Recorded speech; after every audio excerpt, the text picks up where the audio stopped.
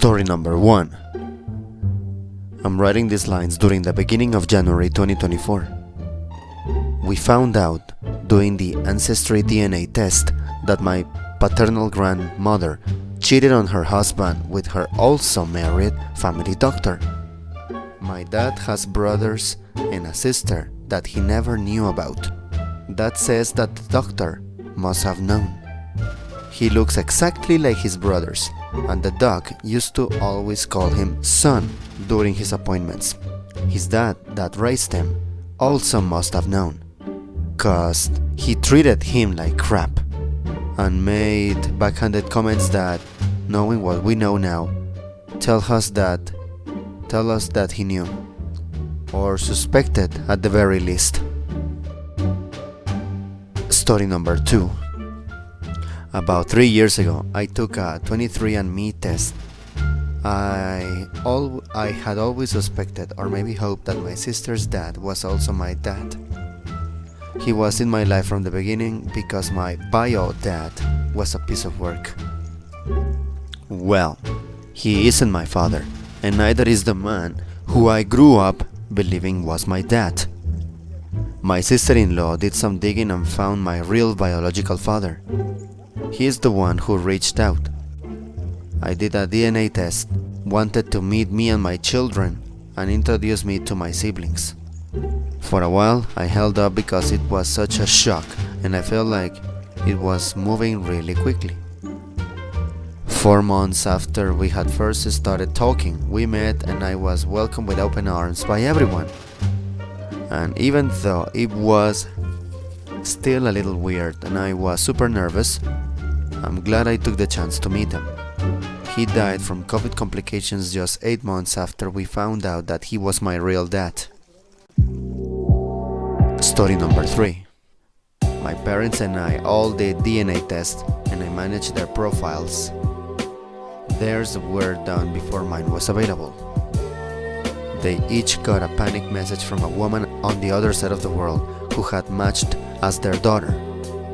She was distraught, thinking her parents had lied to her for her entire life. When logged into my account, it showed that I had no DNA matches with my parents, which I knew to be wrong, plus the fact my mom was a young child when this woman was born made it clear the company had swapped their results. Customer service just said, "Oh well," and offered a new test.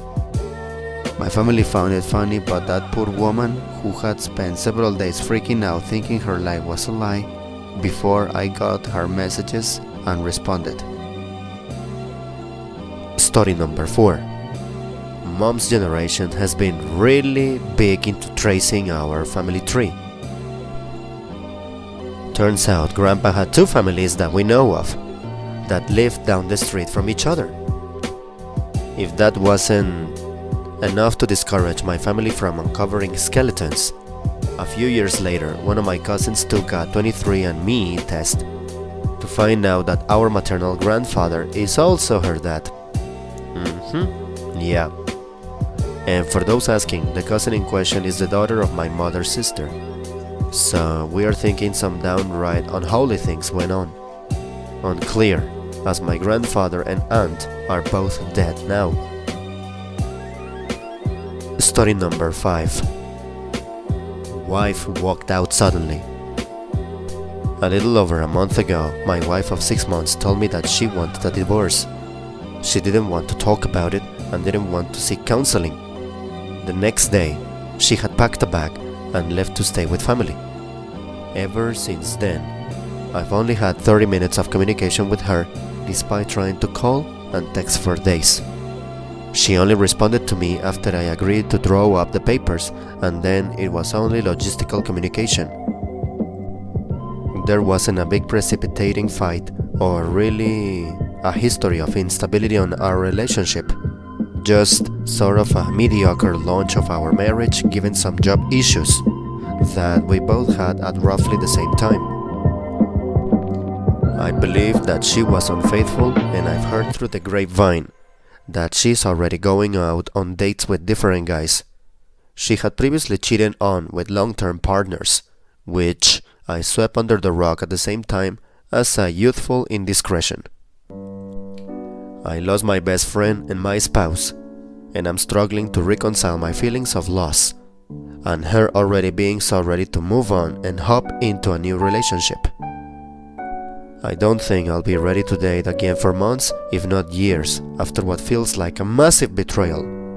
We've signed the papers and are getting an amicable divorce that will take effect after a 90-day cool down. I'm seeing a therapist and have been talking to family daily, but I'm still so disappointed in my choice of her as a partner, and I'm struggling to believe I wouldn't have picked up on the signs of such weak character, that she would cheat and ghost me. I accept that it's over. In some ways, I accept that it's over, and in some ways it's more like mourning a death, as we've had so little communication and the person I thought I had married has been so suddenly replaced by someone who hates me. Story number 6. Going out as a family. My wife cheated on me last year and asked for a separation to pursue her affair with my replacement. We are still apart and she has no desire to reconcile. She asked that we spend Christmas together with our 4 kids, as apparently it would have been good for the kids. I declined. It's my son's birthday later this week. She suggested that we all go out together with him to celebrate, and asked if I would be interested in doing it all together. I said it would probably be okay, but after thinking it through, I am not comfortable in a game of happy families and won't be going. I'll take the kids out separately. Is this a normal thing for ex-spouses to want to do? She cheated on me, lied to me, and then left me. Why the hell would I want to share a meal with her and the rest of the family that she tore apart?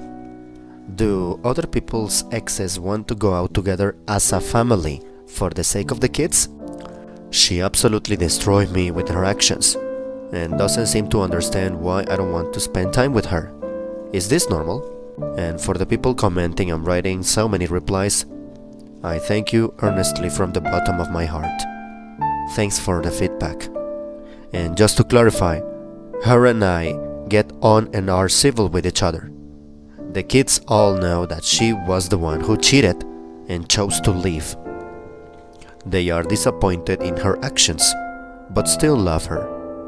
All the kids live with me and see her probably weekly for an hour or 2. I've told them I won't be joining in for the dinner, and they accept my stance. I haven't told her yet, but I'm sure she will probably back me out for not coming and wanting to be part of her little game. Story number 7. Honestly, I can't believe I'm exposing this, but I was a kid, so keep that in mind.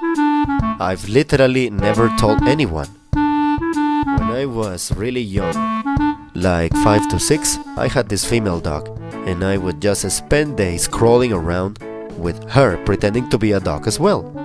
And you know, a kid being a kid. Well, she had puppies and they were feeding from her, and I straight up sucked on her nipple along with them. Obviously, being a kid, I wasn't thinking about how utterly disgusting that was. I was just trying to be a dog too. When I gained consciousness a few years later and had remembered what I'd done, I was disgusted and still am to this day. Story number 8. When I was 9 years old, I had a sleepover with a girl from school. I shit in her shower and stumped it down the drain because I had too much anxiety to shit in the toilet and I didn't want her to hear me. I didn't realize until it was too late that hot water and shit are not a very nice combination, and the entire house was filled with fumes of steaming feces. I think I blocked the rest of that night out from trauma because I don't remember a thing beyond that. Story number 9. This is a story about cheating partners. My name is not important. My name is not relevant. What's relevant is that this story happened to me when I worked in a factory. My then partner broke my trust and betrayed me. That's what's relevant here. We will call them Ben, and Sarah. Ben was the supervisor of maintenance and Sarah worked setup. Sort of maintenance person specialized for that specific production line. Ben's wife was diagnosed with terminal cancer. When this happened, Ben started cheating on his wife with Sarah. He had quite a bit of money and promised Sarah that after his wife passed, they'd move away to a beautiful cabin in British Columbia, in the mountains. I caught them boning in the maintenance office one midnight shift. I didn't report it because I was a dumb 21-year-old. Long story short, Ben promised Sarah the world after his wife passed. Well, his wife ended up beating this terminal diagnosis and he broke it off with Sarah. This literally drove Sarah insane and she was forced to check in to a mental hospital. I never saw her again after that. Story number 10. Couple sitting across from me at a bar in Key West. She was his best friend's former wife. They started hooking up and best friend found out about the affair. Came home after church once and blew his head off. Once the dust was settled, she married her dead husband's best friend, who she had been fucking, causing the suicide. They were both insanely happy and even partially laughed when telling me the story. Alcohol makes people just spill everything. Story number 11.